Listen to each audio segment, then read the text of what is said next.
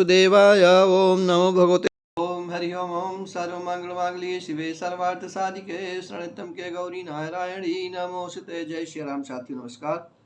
साथियों, एस्ट्रोलॉजर जय के राय का यूट्यूब चैनल पर आपका स्वागत है। साथियों, नया वर्ष 2023 बहुत ही सन्निकट है, इसलिए सर्वप्रथम आपको मैं अग्नि रूप में 2023 की बधाई देता हूं।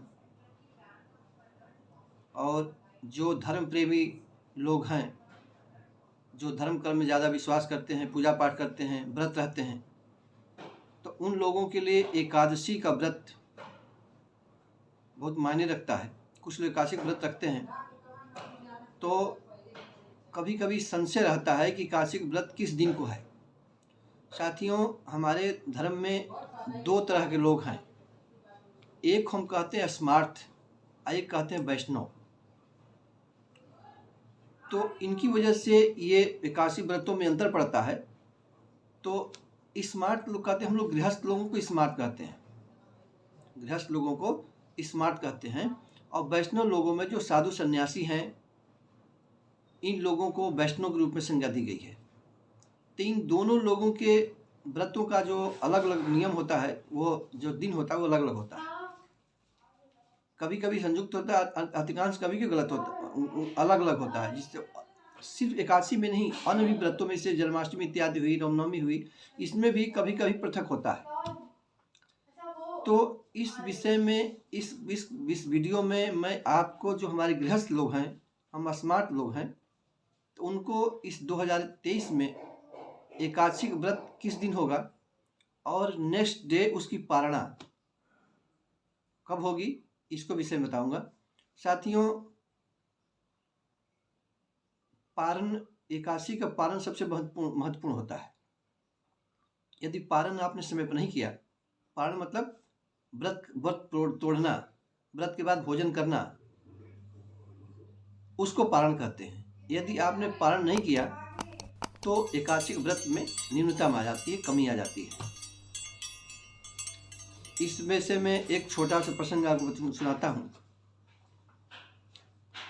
एक बार जब हमारा द्वापर युग चल रहा था और जब पांडव लोग वनवास में चले गए थे, तो इसमें दुर्वासा जी आए थे उनको भोजन करने के लिए। लेकिन यह कथा मैं सारी मतलब दूसरी कथा में सुनाने जा रहा हूँ। एक कथा आई थी कि दुर्वासा जी ऋषि जो है, ये सतयुग में एक राजा के यहाँ गए और उन्होंने कहा कि राजन, मैं भोजन तैयारी करिए, मैं आता हूँ स्नान करके। तो साथियों, वो स्नान करने चले गए और उनको काफ़ी वहाँ विलम्ब हो गया। तो राजा के हमारे जो मंत्रियों ने, कुलगुरु ने, पुरोहित ने कहा कि राजन, आप पारणा कर लीजिए, अन्यथा एकादशी व्रत का फल नहीं मिलेगा। तो राजा ने अपने कुलगुरु, कुलपुरोहित इत्यादि कहने पर बस वह दुर्वासा ऋषि की आने के पूर्व ही भोजन ग्रहण कर लिया।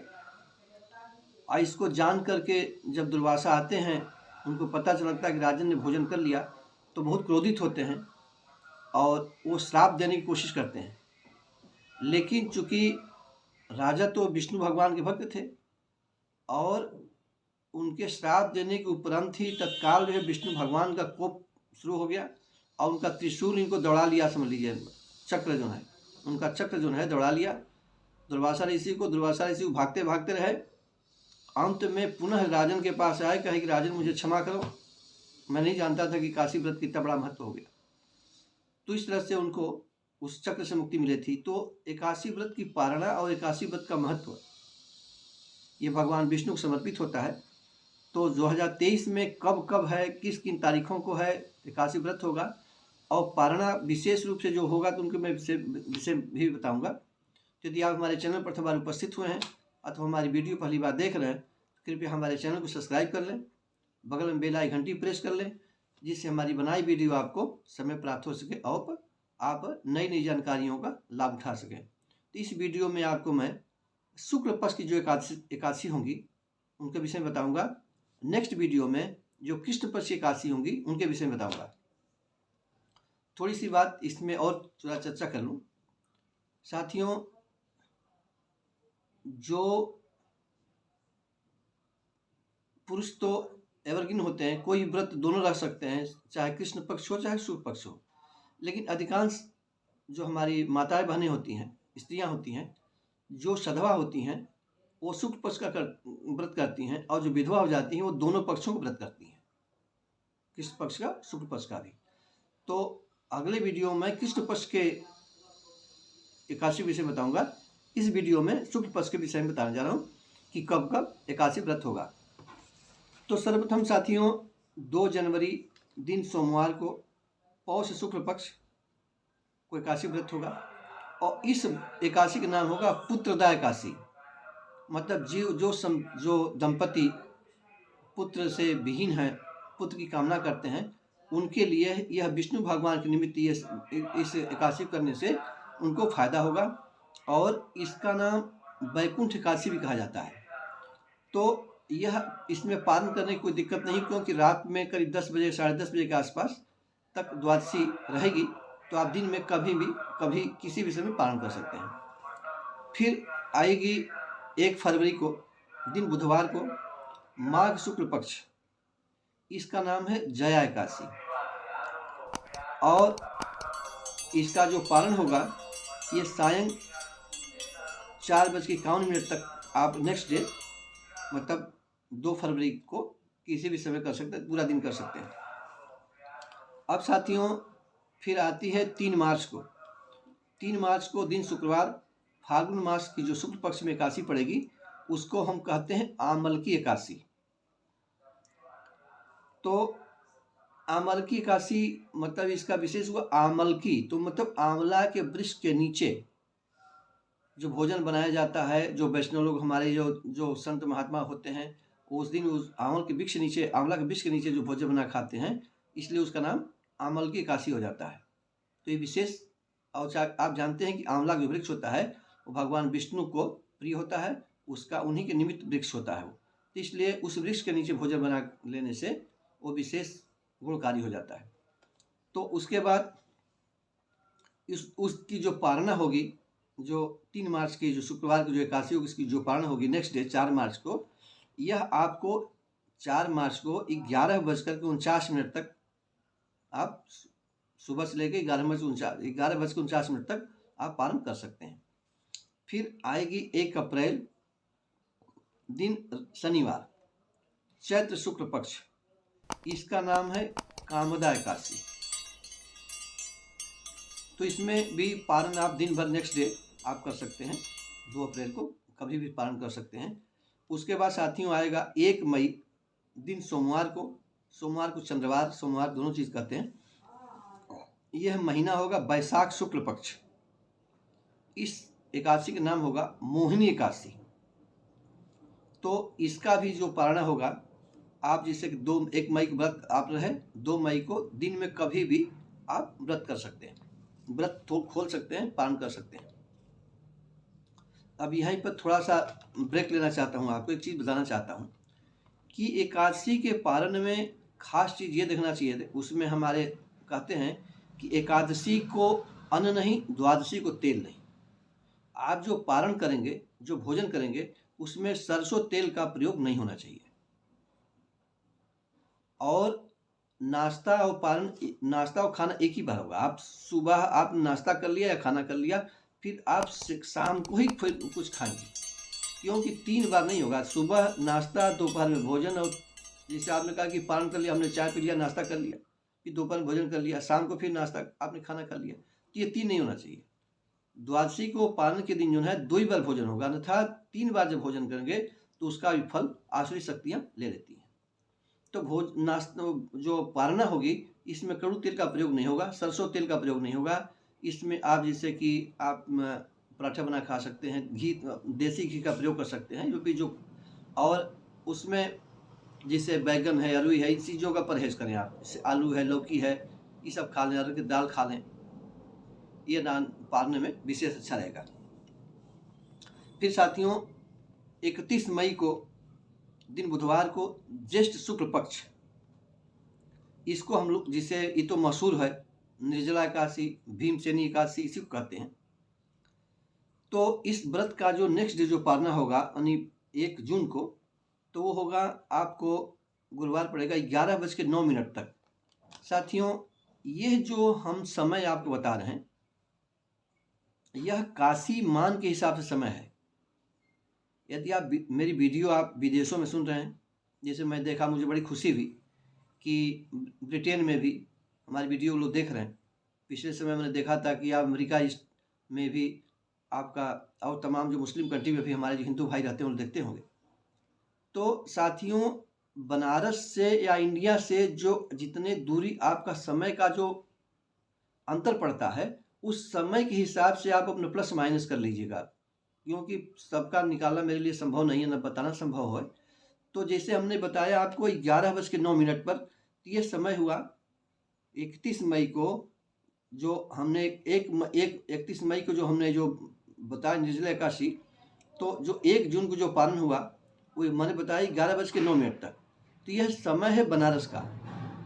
आपके यहाँ जो भी संस्कार बनते हैं, समय का जितना अंतर पड़ता है इंडिया से जो है, उसको आप माइनस प्लस करके उसको समय को एडजस्ट कर लीजिएगा। फिर साथियों, 29 जून दिन बृहस्पतिवार को, यह है आषाढ़ शुक्ल पक्ष।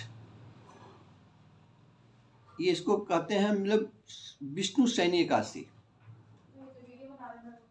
जैसे कि जो चतुर्मास होता है, जो बरसात के महीने होता है, इसमें आवागमन बाधित हो जाता है, परेशानियाँ हो जाती हैं, तो और जो शुभ काम होते हैं, शादी विवाह के जो भी कुछ शुभ काम होते हैं, सब स्थगित हो जाते हैं।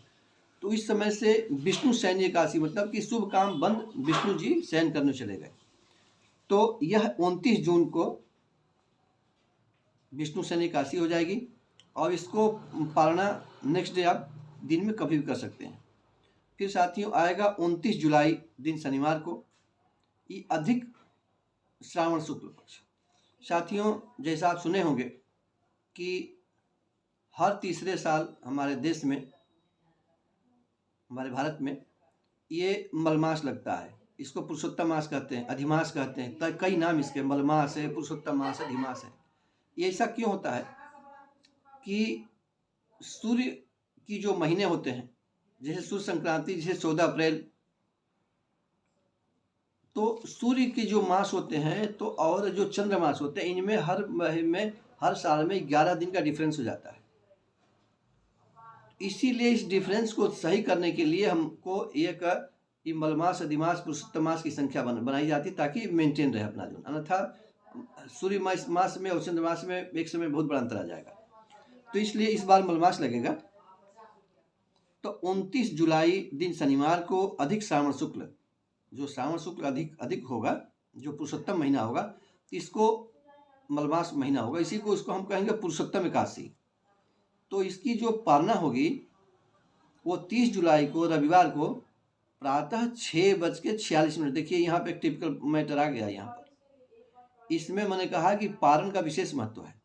तो जैसे 29 जुलाई दिन शनिवार को यदि आप व्रत रहेंगे, तो 30 जुलाई रविवार को पारण करना होगा आपको, और 6:46 तक पारण हो जाना चाहिए। इसके बाद यदि आप इस अवधि में पारण नहीं किया, तो उसका फल आपको नहीं मिलेगा, क्योंकि आप द्वादशी के बजाय त्रयोदशी हो जाएगी, और द्वादशी में पारण करना आवश्यक है। फिर 27 अगस्त दिन रविवार को शुद्ध श्रावण शुक्ल, मलमास खत्म। तो इस एकादशी का नाम है पुत्रदा एकादशी। जो दंपति जिनके संतान नहीं है, या संतान के भविष्य के लिए, उसके लिए विशेष रूप से कुछ विशेष करना चाहते होंगे, तो उनके लिए यह एकादशी उनके निमित्त होती है। पुत्रदा एकादशी इसका नाम है, और इसकी पारणा जो है 28 अगस्त दिन सोमवार को दिन में 2:30 बजे 3 बजे तक कभी भी कर सकते हैं, कोई दिक्कत नहीं है। फिर साथियों आएंगे 25 सितंबर दिन सोमवार को भाद्रपद शुक्ल पक्ष। इस एकादशी का नाम होगा पद्मा एकादशी, इसी को कर्मा एकादशी भी कहते हैं, और इसकी पारणा होगी, ये 25 सितंबर को व्रत रहेंगे, तो 26 सितंबर को मंगलवार को प्रातः, यहाँ ध्यान दीजिएगा आपको, 25 सितंबर को जो आप एकादशी रहेंगे तो 26 सितंबर को जो आप पारण करेंगे तो प्रातः 7:33 से 8:25 तक ये एकादशी मान के हिसाब से समय दिया मैंने आपसे पुनः अनुरोध करूंगा कि जो आप जहाँ रहते हैं उसके हिसाब से ये संस्कार कर लीजिएगा। बनारस के पश्चिम में और बनारस के पूर्व में जल्दी हो जाते हैं, पश्चिम में देर में होता है। जैसे मान लीजिए कि हम नैनीताल में हैं तो बनारस से नैनीताल अल्मोड़ा में तो 12 मिनट, जिससे कोई वहाँ 7:20 होगा तो यहाँ पर उसका समय 7:32 था, यानी कि 12 मिनट तक वो प्लस करेंगे उसमें हम जो है। तो उसी तरह से आप बनारस के पश्चिम में पूरब का मान निकाल करके आप प्लस माइनस कर लेंगे। अब साथियों 25 अक्टूबर दिन बुधवार को आश्विन शुक्ल पक्ष, इस एकादशी का नाम होगा पापा कुंसा एकादशी। यह एकादशी हमारे द्वारा किए गए पूर्व में पाप कर्मों को दूर करने के लिए इसका व्रत किया जाता है और इसकी जो पारणा होगी वो 26 अक्टूबर दिन गुरुवार को 8:03 तक सुबह इसका समय है। उसके बाद साथियों 23 नवंबर दिन गुरुवार कार्तिक शुक्ल पक्ष हरि प्रबोधनी एकादशी। इसका मतलब क्या हुआ, वो एकादशी आपने देखा था आषाढ़ शुक्ल पक्ष में हरि सैनी एकादशी, और इस एकादशी का नाम हुआ हरि प्रबोधनी एकादशी। तो इस एकादशी में विष्णु भगवान जग जाते हैं, चतुर्मास की समाप्ति हो जाती है और हमारे जो हिंदू धर्म के जो शुभ कार्य होते हैं वो शुरू हो जाते हैं, विष्णु भगवान के जगते ही। तो 23 नवंबर दिन गुरुवार को कार्तिक शुक्ल पक्ष में हरि प्रबोधनी एकादशी का व्रत होगा और इसकी जो पारणा होगी 24 नवंबर को दिन शुक्रवार को प्रातः में 8:45 तक। साथियों चूंकि यह इतनी लंबी प्रक्रिया, इसको मैं लिखना संभव नहीं है कि मैं आपके मोबाइल पर लिख सकूं, इसलिए मैं आपको धीरे धीरे सब तिथियां बताया हूं। आप अपनी सुविधा के अनुसार से जो तिथि आपको व्रत होगी उसके हिसाब से आप वीडियो को रिवाइंड करके चला करके अपना नोट कर लीजिएगा, अपना जो है अपनी जानकारी के हिसाब से। फिर साथियों अंतिम जो 2023 की जो अंतिम जो एकादशी व्रत आएगी वो आएगा 22 दिसंबर दिन शुक्रवार को मार्गशीर्ष शुक्ल पक्ष। कार्तिक महीने के बाद हम लोग देहाती में भाषा में पूर्व में कहते अगहन, उसी को शुद्ध भाषा में कहते मार्गशीर्ष, ये शुक्ल पक्ष में आएगा। तो इस एकादशी का नाम होगा मोक्षदा एकादशी। मतलब यह एकादशी जो होती है मोक्ष प्राप्त करने के लिए विशेष रूप से इसका महत्व हो जाएगा और इसकी पारणा जो होगी वो आपको 22 दिसंबर को व्रत रहेंगे तो 23 दिसंबर को आपको 7:50 के बाद इसकी पारणा होगी। साथियों मैंने पारणा इसलिए बताया कि मैंने पुनः आपसे बताना चाहता हूँ कि एकादशी व्रत के महत्व, एकादशी व्रत के साथ साथ एकादशी व्रत के महत्व तभी मेंटेन रहेगा जब उसकी समय पे आप पारण करेंगे। आप पारण करना मतलब व्रत खोलना। अब व्रत खोलने मैंने आप बताया कि उत्तम चीज़ें होती हैं, अरहर की दाल हो गया, लौकी हो गया, गेहूं देसी घी में बनी हुई सब्जी हो गई, आलू हो गया, जैसे बैगन है या इत्यादि, ये सब चीज़ें आपको नहीं खानी चाहिए इसमें जो। तो आशा है कि आपको हमारा ये आपको जानकारी देना अच्छा लगा होगा। तो यदि आपने हमारे चैनल को अब तक सब्सक्राइब नहीं किया है तो कृपया सब्सक्राइब कर लें और आपने हमारे वीडियो को शुरू से अंत तक देखा इसके लिए आपको बहुत बहुत धन्यवाद, साधुवाद। मिलते हैं अगले वीडियो में नए विषय पर, तब तक के लिए नमस्कार। वीडियो देखने के लिए आपको बहुत बहुत धन्यवाद।